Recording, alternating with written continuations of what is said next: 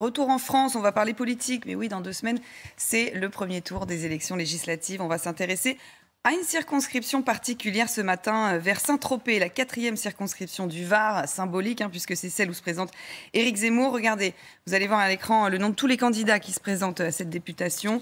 Le patron de Reconquête a donc choisi la région où il a fait les meilleurs scores à la présidentielle. Mais est-ce que ce sera suffisant pour se qualifier? En tout cas, on vous propose d'écouter ce matin, de l'écouter lui et son principal adversaire, le candidat RN. Au deuxième tour, c'est sûr que le principal adversaire, c'est Emmanuel Macron. Donc c'est la candidate d'Emmanuel Macron.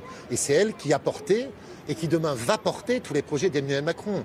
Des projets de perte de souveraineté, des projets qui remettent en cause, j'allais dire, notre identité, qui vont remettre en cause peut-être notre agriculture, notre ruralité, parce que M. Macron est un fanatique de la métropolisation, des projets qui vont remettre en cause nos retraites. Donc tout ça, la députée sortante va porter ces projets-là. Je pense qu'une majorité des Français n'en veulent pas.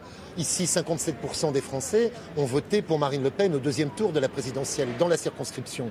Donc je crois qu'il faut qu'il soit défendu, je crois qu'il faut qu'il soit représenté face au projet néfaste d'Emmanuel Macron. Et c'est ce que je ferai à l'Assemblée avec un groupe fort. Les années à venir, on va être dans un quinquennat de combat. Sur les retraites, sur le pouvoir d'achat, sur l'identité, sur la sécurité. On l'a bien vu avec ce nouveau gouvernement. Et nous, on veut à la fois s'opposer et proposer. Mais pour s'opposer, il faut que la voix puisse porter. Et pour que la voix porte, il faut avoir un groupe. On l'a bien vu à l'Assemblée nationale. Vous êtes entendu. À partir du moment où vous avez un groupe fort. Vous êtes entendu, vous êtes écouté. Et vous avez une caisse de résonance qu'est l'Assemblée.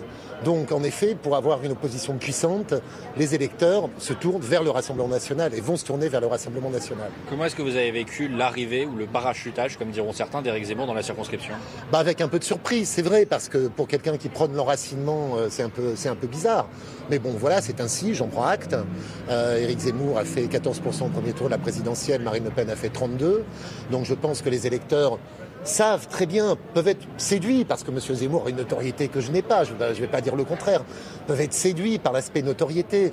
Mais je crois qu'à un moment, pour avoir une opposition forte et cohérente, qui puisse les défendre, qui puisse porter leur voix, je pense qu'ils vont faire le choix du vote utile et faire le choix de se regrouper autour de leur candidat Rassemblement national que je suis. Moi, je vis et je travaille dans le Var depuis des années. Et puis, les électeurs, au moment de faire leur choix, je pense, vont choisir, encore une fois, une opposition forte et cohérente. Notre candidat peut gagner au second tour face à La République En Marche, ce qui n'est pas le cas d'Éric Zemmour, qui est peut-être beaucoup trop clivant pour créer ce grand rassemblement du camp patriote, du camp national au second tour.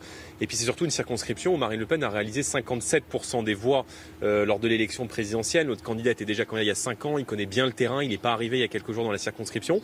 C'est un énarque reconnu, implanté, enraciné dans son territoire, qui saura porter la parole des Varois à l'Assemblée nationale. Et Monsieur Jordan Bardella, au lieu d'aller affronter les candidats de Monsieur Macron, au lieu d'aller affronter les candidats de M. Mélenchon, vient ici, dans le Var, pour m'affronter moi et pour défendre à ses électeurs de voter pour moi.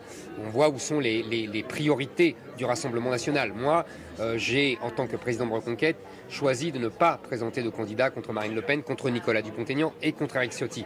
Je vois qu'au contraire, le Rassemblement national se précipite pour lutter contre moi, alors qu'il y a tant d'adversaires. Je regrette qu'Éric Zemmour fasse encore le choix, après l'élection présidentielle, de venir affaiblir le Rassemblement national et d'essayer de nous empêcher d'accéder au second tour. C'est un peu dommage, parce que je pense que cette attitude renforce Emmanuel Macron et renforce les partis qui sont au pouvoir, la candidate du système qui est la députée sortante de La République En Marche. Mais ça n'a pas marché à l'élection présidentielle et je pense que ça ne marchera pas.